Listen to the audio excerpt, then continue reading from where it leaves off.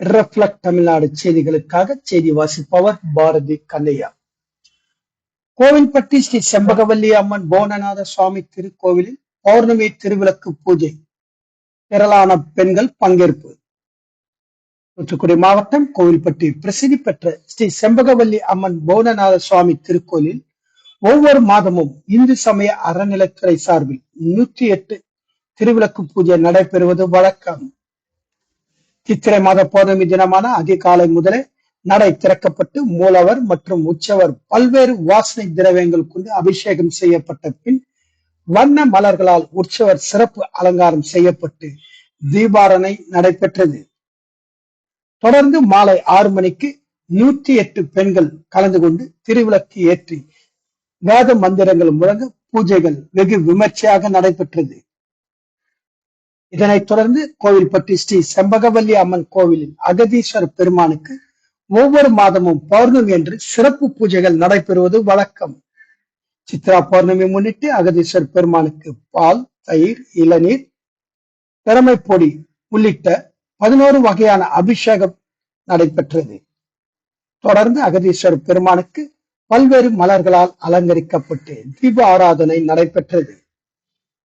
இதில் திருக்கோயில் செயலாளர் மற்றும் அறங்காவலர் குழு தலைவர் மற்றும் உறுப்பினர்கள் உட்பட ஏராளமான பக்தர்கள் கலந்து கொண்டு சாமி தரிசனம் செய்தனர்.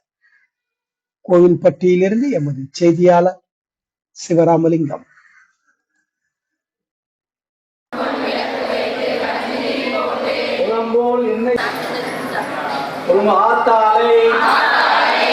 அபிராம வள்ளியை பூத்தாளை மாதுளம்பூ நிறத்தாளை உயிரிழங்க காத்தாளை பாசாங்குதமும் கரும்பு மங்கள நாயகி மாமணி போற்றி பூமணி போற்றி சுடரின் முதல்வி போற்றி ஒளியான் உயர்வாய் சுடரொளி போற்றி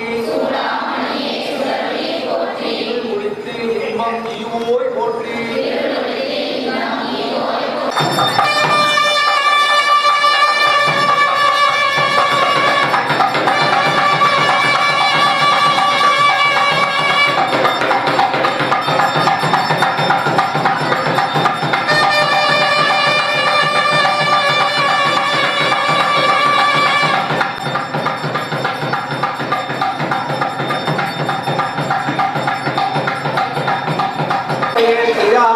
ओम नमः सर्वसमते नमः सर्वसदेवसमते नमः ईशानसदेवसमते नमः वसुदेवदेवसमते नमः रुद्रसदेवसमते नमः उग्रसदेवसमते नमः भीमसदेवसमते नमः